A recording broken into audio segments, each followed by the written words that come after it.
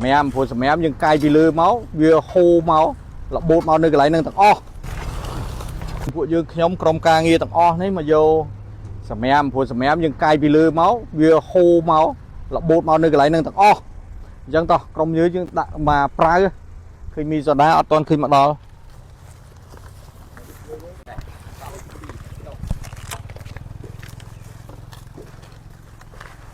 cho muối sẵn này cho muối chưa cho thuê mau bị mục sala màu nó cho pu quan màu nó bạch cho ấy à mày à sao mẹ gram bạch cho ấy lướt lại mau máu ạ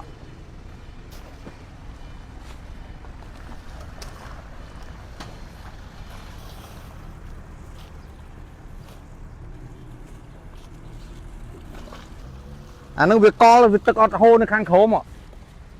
chả lấy vô sao à nâng mũi sân là nghĩ đến trên pi sala thì pu quan máu ít máu vô mà cay vì tay vì tự ní pê vì mình chớn pê mình chớn cho ít máu vì chả lát tay chả lát máu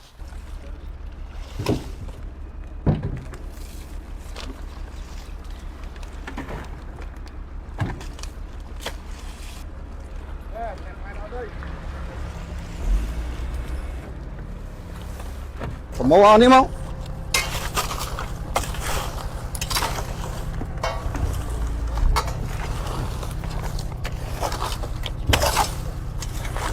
này giờ này giờ này bấm màu trâu lang lươn không này pu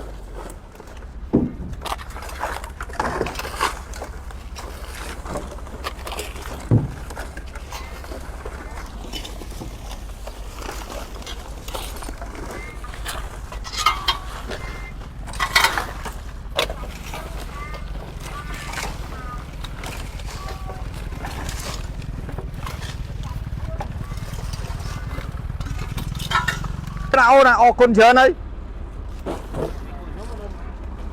nè bạch chọn thế đi bạch chọn lược mau đang mau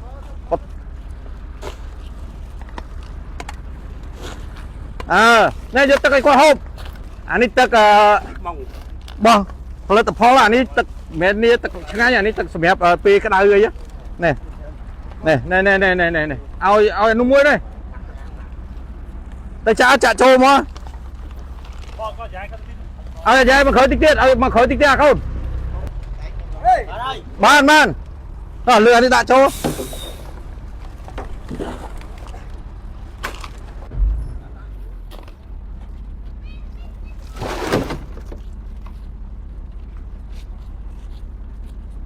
vì đây sao ít được không xà la chẳng là nghĩ đi là một là xà la chênh máu việc khó này vì hô dứt đò ai trong xa phơi chỉ lịch bay mưa phong hồn mũi tiết và đi về hô tách pê việc co đây à lấy phơi chỉ lịch bay bọt tay bà lại mê việc hô dứt à ta này vì gì chứ mà mất sao bằng bồn như này vì ban tập thay nước nông vết ca bỏ ông ca ra hạt gì chết nên nước nông chạ on trạ chết vì tha vì hot nơi nhá để tôi chụp mình nâng ca bộ sai để tôi chụp mình nâng đại Campuchia dương cho bạc căn về đấy nhá tha về ban liên tiên đi tức đây đi Perichin đi chạy Campuchia bao giờ này vì tha về hot nơi khác này này phần tay về hot nơi phần tay về ăn prom là mình nâng cắt bằng thôi thì tôi chụp mình nâng cần đau rồi biếng và tê thằng pin nâng tiền này vì ăn prom từ tu đi nâng ban tha cháu đây từ tu là chỗ này cháu thì ngày hai cái việc ở ban su đó là nặng đợt nghiêm đi Perichin chạy Campuchia bao giờ thì tha lô hot nơi ăn ngày hai ban su thì tôi chúng mình chỉ chuyên phía sợ đi Perichin chạy Campuchia thì tha cốt bị bạ ạt ngày đây là pateរបស់លោកឯងបានឆ្លៀនពៀននេះទឹកដីនេះប្រជាជាតិកម្ពុជាដ៏រុងរឿងរបស់កម្ពុជាថ្ងៃដែលប្រជាជនកម្ពុជាទាំងម៉ឺនដែលកិត្តរស់ដោយសេចក្តីសុខសាន្តក្នុងទឹកដីនឹងទីសម្ដែងរបស់គាត់ស៊ូបានស៊ូពួកគាត់ទេថ្ងៃហើយហត់នឿយតែប្រទេសលោកឯងទេហត់នឿយតែលោកឯងទេហ្នឹងហើយហើយសម្ដីរបស់អាតាហ្នឹងវាថាម៉េចវាចង់ឲ្យប្រទេសកម្ពុជាហ្នឹងហើយ ចរចាជាមួយនឹងវាតែទ្វេភាគីទេមានន័យថាប្រទេសយើងនិងប្រទេសវាយើងចូលរួមចរចាគ្នាអត់ឲ្យមានជនទី3ទេអញ្ចឹងវាមានន័យថាវាអន់ចិត្តជាមួយនឹងសម្ដេចបបហ៊ុនម៉ាណែតដែលបកអាក្រាតវានៅក្នុងវេទិកាអន្តរជាតិនិងទូរទស្សន៍ល្បីៗនៅលើសកលលោកឲ្យដឹងអំពីចរិតរបស់វាថាពួកវាគឺជាជនជាតិមួយដែលថោកទាបដែលជាជនជាតិមួយដែលរំលោភចង់បានទឹកដីរបស់គេ